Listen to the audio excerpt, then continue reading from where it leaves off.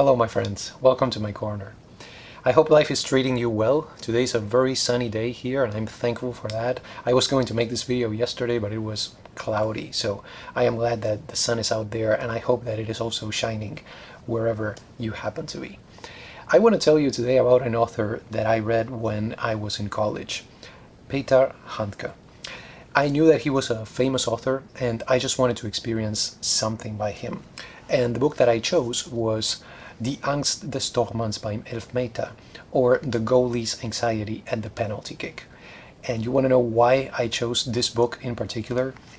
Because it has such a cool title. That must be the Argentine in me, okay? Even though I am not obsessed with soccer or loco por el fútbol or anything like that, there must be something in my genes that drew me towards this title because I really found it very appealing.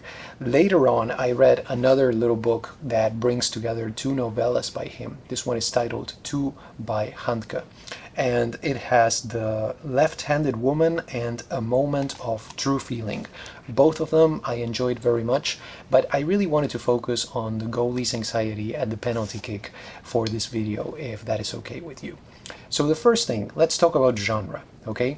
The goalie's anxiety at the penalty kick is yes it is, it's a novella, okay? And what does that mean in this case? One of the things that it means is that there is no plot. Instead of plot, we have what I like to call dérive.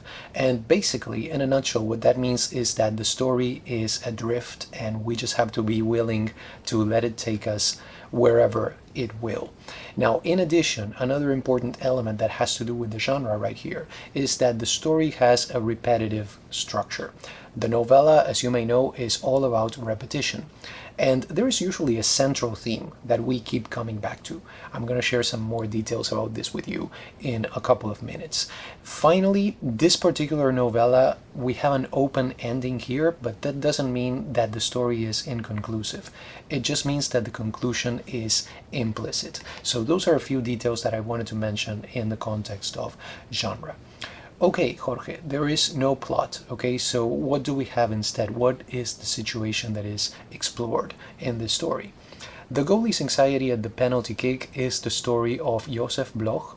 He used to be a famous goalkeeper, but when we meet him at the beginning of the story, he is now a construction worker. I don't think I need to mention this, but both of these professions have been very carefully chosen.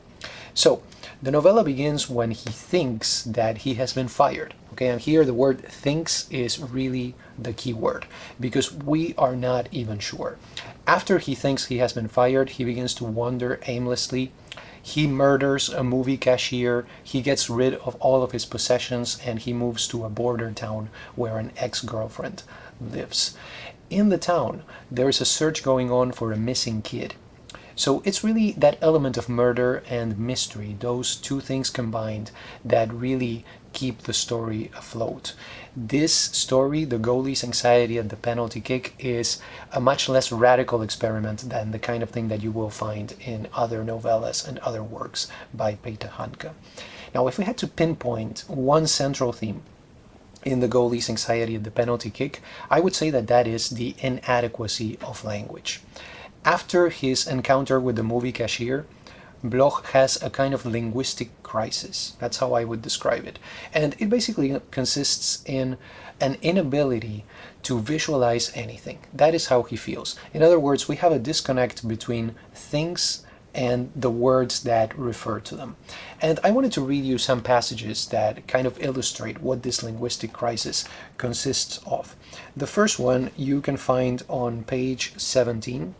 And it says right here, Bloch grew nervous. If the pressure of everything around him when his eyes were open was bad, the pressure of the words for everything out there when his eyes were closed was even worse. Maybe it's because I just finished sleeping with her, he thought. He went into the bathroom and took a long shower. The next part is on page 66. This is another important passage that deals with this idea of the crisis that he experienced, that illustrates that. So it says here, the longer he talked, the less natural what he said seemed to Bloch. Gradually, it began to seem that every word needed an explanation. He had to watch himself so that he didn't get stuck in the middle of a sentence. A couple of times, when he thought out a sentence even while he said it, he made a slip of the tongue. When what the girls were saying ended exactly as he thought it would, he couldn't answer at first. As long as they had gone on with this familiar talk, he had also forgotten the surroundings more and more. He had even stopped noticing the child and the dog in the next room. But when he began to hesitate and did not know how to go on and finally searched for sentences he might still say, the surroundings became conspicuous again, and he noticed details everywhere. And finally, the last part that I wanted to share with you is on page 116. The dish rag hanging over the faucet told him to do something. Even the cap of the bottle left on the table, which by now had been cleared, summoned him to do something. Everything fell into place. Everywhere he saw a summons to do one thing, not to do another. Everything was spelled out for him. The shelf where the spice boxes were, a shelf with jars of freshly made jam. Things repeated themselves. So, just to give you once again a sense of what it means, this inadequacy of language, this linguistic crisis that Bloch experiences in this novella. Regarding structure and style, okay, let's go there. This is basically a linear narrative. And I counted 8 chapters, not really chapters, but more like passages or more like sections, okay, because you have sections of the story separated by spaces. So, not really a chapter per se. And regarding the style, I would describe it as purposely plain, okay, almost dull, I would say, because it really mirrors the absurdity and the vacuity of Bloch's life. It's really adequate to what is happening to him. So at moments I felt that the style was virtually exasperating, because what we get is not really a narrative. At points it feels almost like a report. So it's just very dry. And this is of course done on purpose, because Handke, at least in the early stages of his career, believes that literature is not really about life, but it is about language itself. So having a plot, for example, would be a distraction from what really matters to him, which is basically language in this case. One thing that people speak about when they talk about Peter Handke, especially about his early work, is psychology. Okay, because one thing that might happen when it comes to his early fiction is that we may have the temptation to assume that he is basically describing mental illness. Okay, as human beings, you know how it is. We have a tendency to categorize, a tendency to diagnose in order to make sense of a type of behavior that maybe deviates from the norm. So you read the story and you may think, okay, Bloch is basically a schizophrenic. Now, it's very important to keep in mind that Peter Handke is not interested in depicting mental illness in a realistic fashion, even though he may use that type of behavior as a kind of a model for what he is trying to write. So as a postmodernist, he is concerned primarily with the structures, and I think we would have to say between parentheses, the arbitrary structures that human beings use in order to give meaning to the world around them. So the goalie's anxiety at the penalty kick, what it does in a nutshell is that it is trying to explore what happens when what may well be the most important of those structures, namely language, breaks down.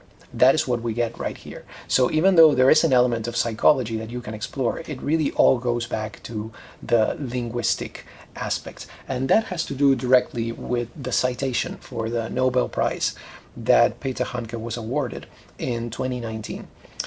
It says, for an influential work that with linguistic ingenuity has explored the periphery and the specificity of human experience. So you can see how it is related. Now, regarding intertextuality, okay, some connections that we can make. There was one connection that I couldn't help making because basically they mentioned it here in on the cover of the book, and that is with Albert Camus, in particular with L'Étranger, or The Stranger. Okay, we have here a story that is charged with the sense of the absurd. It is a story also that features a senseless murder that happens almost without the murderer realizing that it happened, so the connection, I believe, is obvious right there. There's also a connection with Sartre's Nausea. okay, which by the way, I did a video on that. The video is actually doing pretty well, so I'm quite happy about that and quite thankful also. So if you want to check out my video on nausea, let me refer you to that. But there's a part in the novel where Bloch experiences physical nausea. So the connection is right there. But at the same time, when it comes to the connection with Sartre, I would say that maybe we could look at Bloch's experience as almost the opposite of the experience of Roquentin.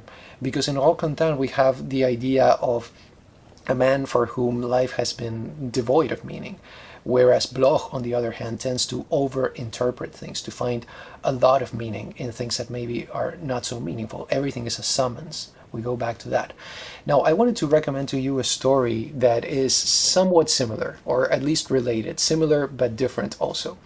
There's a story titled Understand in this great collection by Ted Chiang, Stories of Your Life and others, that deals with a similar case, and it was also inspired by nausea.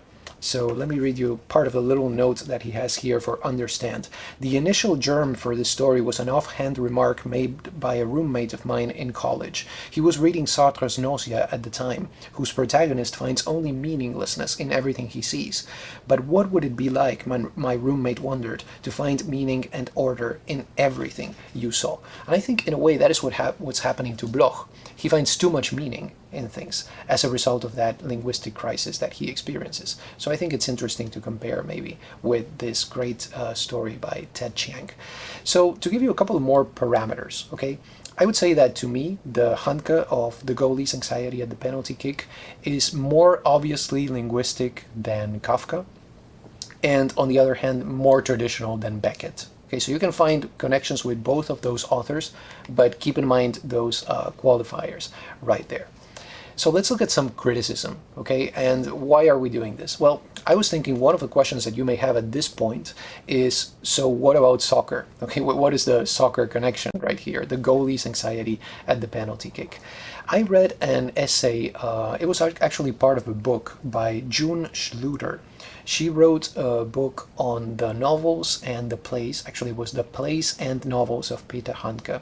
And I read the chapter on the goalie's anxiety at the penalty kick. And I wanted to share some ideas with you that I found in this book. So Schluter says on page 83 of her book, Bloch's former position as a goalie gives the title a practical relevance. For as a man whose job it once was to interpret gesture, Bloch is now hypersensitive to the signs of human life. So I guess you could say that Bloch has a déformation professionnelle, a professional deformation. And we must keep in mind, because this is mentioned in the very first page of the novella, that we don't really know if he was fired in the first place. He just interpreted a gesture as his being fired. And that's what, takes us to what happens in the novella after that. So that is important. He is over-interpreting.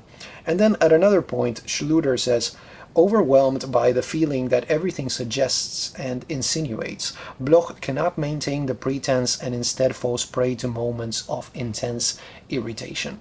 And I was thinking if maybe this is not the case also for us as readers. Maybe his frustration is the frustration of the traditional reader who is trying to make sense of this story, of this novella, by imposing a plot onto it, which is something that we tend to do as traditional readers sometimes, if we have that inclination. Now finally, Schluter points out something that is very important, and that is the concept of anticipation in this novella. This is a leitmotif, okay, in the goalie's anxiety at the penalty kick. As you may know, the novella usually includes one central leitmotif, and anticipation is it when it comes to this text. So I would say look out for images of anticipation throughout the novella, and it is also connected to the central metaphor which deals with soccer. But I don't want to unpack this thing right here for you because I don't want to ruin the experience of the reading. This is something that is revealed and explored at the very end of the text, so I don't want to go into too many details with that. Another thing regarding anticipation, and this is key, is that as readers, as we read this text, we are constantly wondering if, when Bloch is going to get caught after the murder that he committed. So that is directly related to the ending, which by the way is just a perfect ending for a novella. So be on the lookout for that. There's another perspective, though, that I wanted to share with you in terms of the criticism. And this is from an essay by Thomas Barry that is titled Language, Self, and the Other in Peter Handke's The Goalie's Anxiety at the Penalty Kick. On page 97, he says, the fundamental paradigm that constitutes the continuity of Handke's fiction is this: the estrangement of the self from the other, and the attempt to transcend this alienation through the creative use of language. That goes back to what I was mentioning before, also the Nobel Prize citation.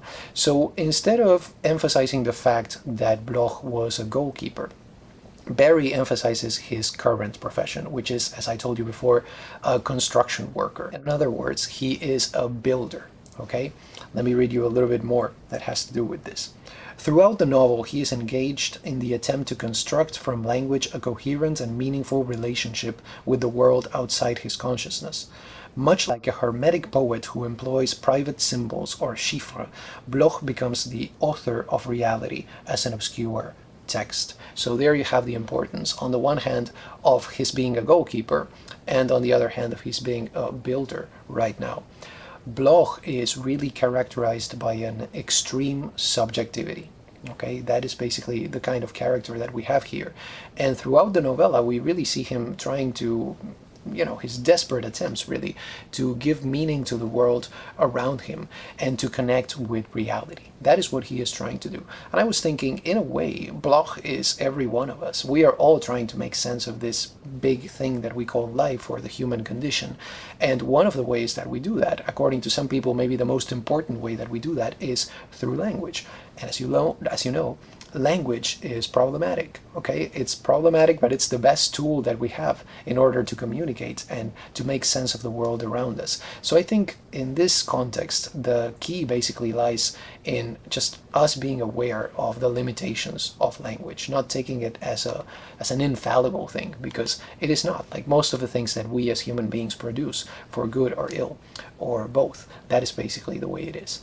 I want to add a word about the film adaptation. And yes, there is a film adaptation. It was done in 1972 by Wim Wenders, one of my favorite filmmakers of all time. And I was thinking it was a really good year and a really good decade also for German cinema. Okay, because 1972 was also the year of The Bitter Tears of Petra von Kant by Fassbinder. Also Aguirre, The Wrath of God by Herzog, came out in the same year. A couple of years after that, Herzog did one of my favorite movies, The Enigma of Caspar Hauser, that is from 1974. And the year after that, 1975, another favorite of mine, and probably the first German film that I watched consciously or conscientiously, which is The Lost Honor of Katharina Blum by Volker Schlendorf and Margareta von Trotta. Great adaptation of the text by Heinrich Böll. I'm not sure at this point if it's a novel or a novella. I would have to reread it in order to tell you, and I just don't know when that is going to happen or if it's going to happen, but we'll see. I'll definitely have something on Heinrich Böll for you at some point. So the film is very different from the novella. Okay, maybe essentially or in outline the story is the same, but there is much that has been added, scenes and dialogue specifically. And I believe Peter Handke did the dialogue for the film, or was involved in that aspect of it. He definitely is involved in the script of the film. Now, one big difference, okay, is that Bloch is not a construction worker in the film. He remains a goalkeeper at all points. And at the beginning of the film, he gets violent during a soccer game and he is given a red card. So you see how that changes everything, really, because we don't have him misinterpreting a gesture and assuming that he was fired from his construction job. He really has been expelled from the game. So that changes everything right there when it comes to the plot. I think this is a perfect text for Wim Wenders, okay, because in many of his works, and in his best works, or the ones that I enjoy the most at least, he does have that tendency to favor dérive instead of plot, right? That idea of the story being adrift. So when I was watching this film, I absolutely loved it. I loved the colors, I loved the way that it looks, I loved the setting and the acting and the situations and everything.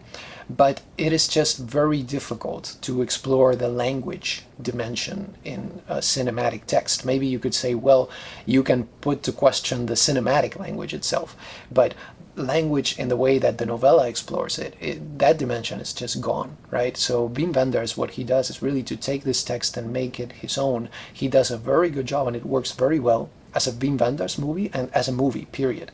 But it's just a very, very different text from the original by Peter Handke. I still highly recommend it.